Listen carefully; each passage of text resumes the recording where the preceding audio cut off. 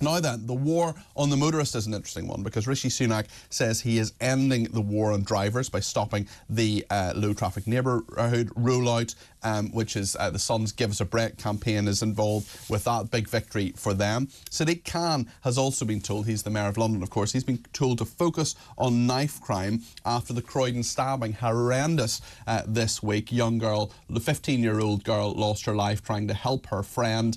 We don't know all the circumstances of course, but there was a 17-year-old arrested in regard to that. We'll be careful about this, but we've heard a lot in the Sunday papers about Elianne Andam, who's been described by her parents as the light of our lives. There was an emotional vigil on the street where she died in Croydon. Well, Peter Bleksley is here with us, a former Metropolitan Police detective. Knife crime is clearly such a big issue, not just in London, but right across the United Kingdom, and many people feel that Sadiq Khan is focusing on the wrong things. What do you think, Peter?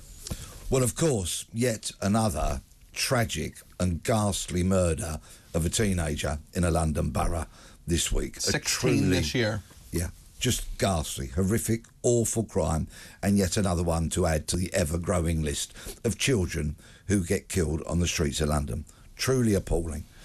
I'll leave that aside now, if I may, because, of course, somebody has been charged with that case. We need to be really careful about that. Irresponsible to mention that.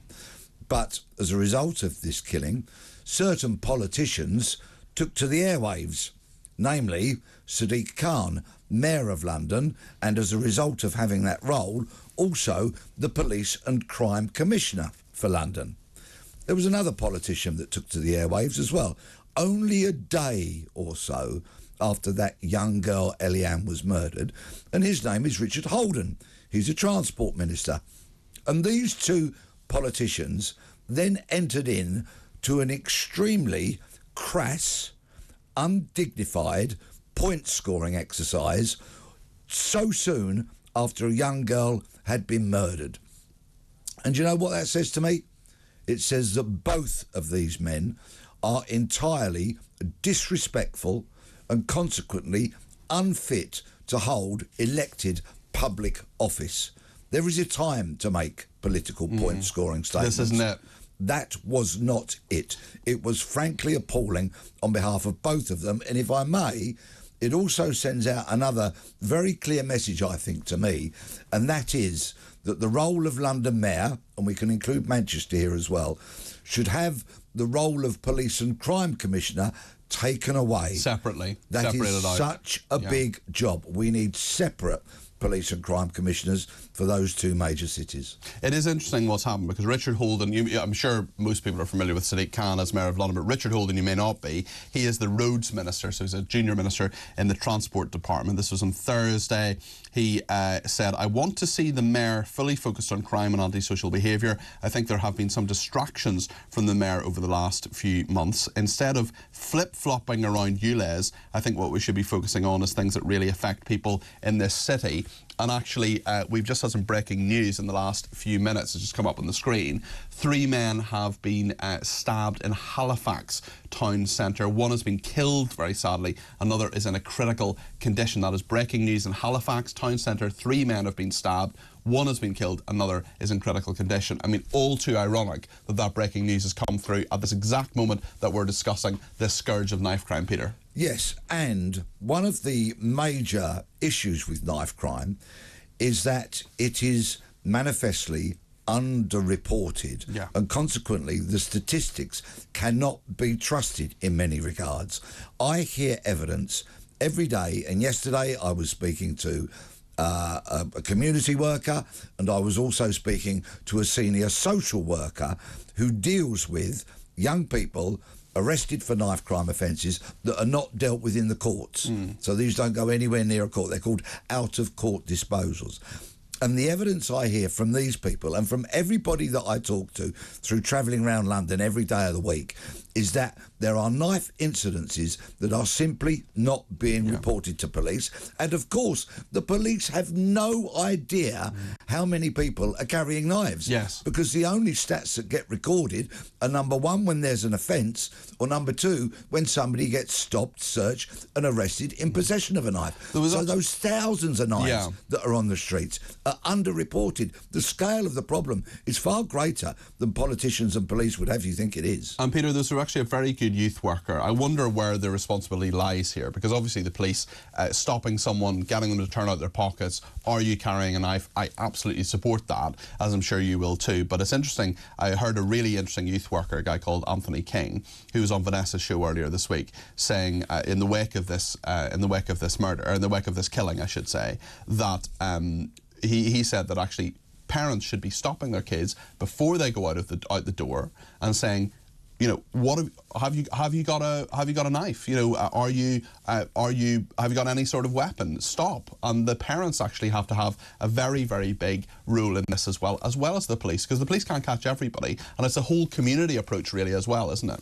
It is, and I know of Mr. King's work, and he does fabulous stuff, and he's absolutely right. But, of course, there's a fundamental flaw in what he's saying. The kids aren't taking their knives home, they're stashing them. Yeah. So when they come out their houses, they pick the knife up, and then when they go to school, they stash it before they go into school. And this is a major, major problem. And, unfortunately, a byproduct of this appalling murder of Elianne this week will be that many, many more young people will be frightened by what's happened and foolishly will take up a knife and carry it on the streets because they feel that they need to protect themselves. And of course, some of the statistics that we can trust clearly show that if a young person carries a knife out onto the streets, then they are far more likely to become a victim of knife crime themselves. Yes, absolutely, absolutely. We should say it's the killing of Elianne rather than a murder necessarily, because there's a court process ongoing. But Peter, you're absolutely right in this, and we've seen once again that breaking news that 3 men have been stabbed in Halifax town centre. One has been killed, another in critical condition. This is just not a London problem. This is a problem right across the country, in Halifax, in many other parts of the country as well. So, I mean, how do we even begin to deal with this? What is the solution, if there is one, Peter? From Shetland to Southend, we've got a knife crime problem. Yeah. It is throughout the UK. In some of the leafy towns, villages, hamlets, that people would not expect this kind of problem to be, there are people carrying knives. It is a developing, growing, festering problem. Now, I speak as a former cop, and what I would like to see is stop and search. Justified, lawful, robust, if need be, and also polite. Stop and search. That's the police's job. And in speaking to a very prominent, well-respected community leader yesterday, we had a lively and respectful discussion.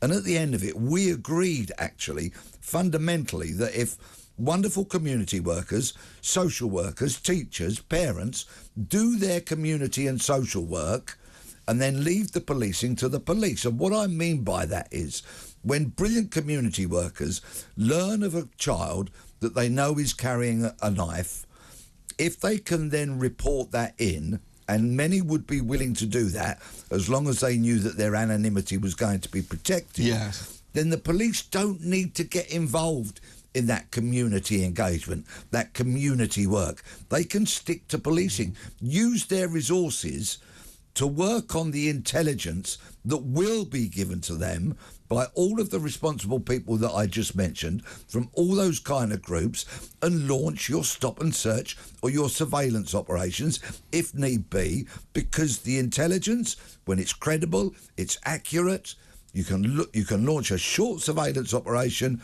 on a young person, see them collect that knife from wherever they've stashed it, then stop them, then arrest them. But of course, the bigger problem after that is the creaking criminal justice system and the lack of capacity or political will to put these people where they belong, these young people and children, in front of the courts. Dawn has been in touch. Says, morning Peter, London has become like Dodge City. Watches and phones grabbed off people, stabbings are out of hand. Shops are raided by thieves, a sad reflection of the decline of our country. A few people getting in touch to remind us about the 3 teenagers arrested after a boy was fatally stabbed in Luton within the last couple of days as well. 2 more teenagers suffering life-threatening injuries and 2 more seriously injured in consecutive nearby incidents. So Peter is absolutely right in regard to that scourge. Peter, please forgive me for interrupting. Please excuse my discourtesy, but a young man was murdered in Croydon just a few days before Elianne was. Okay. I had somebody contact me from Croydon, a concerned Croydon resident, just a few hours after Elianne was killed. There was another stabbing in Croydon. Another Croydon resident contacted me to say they'd seen somebody running down their street with a machete. This problem it's out of control, is Peter. horrendous. It's out of control. Peter, thank you so much. That's Peter Bleksley, who's a former Metropolitan Police detective. Let us know your views on this.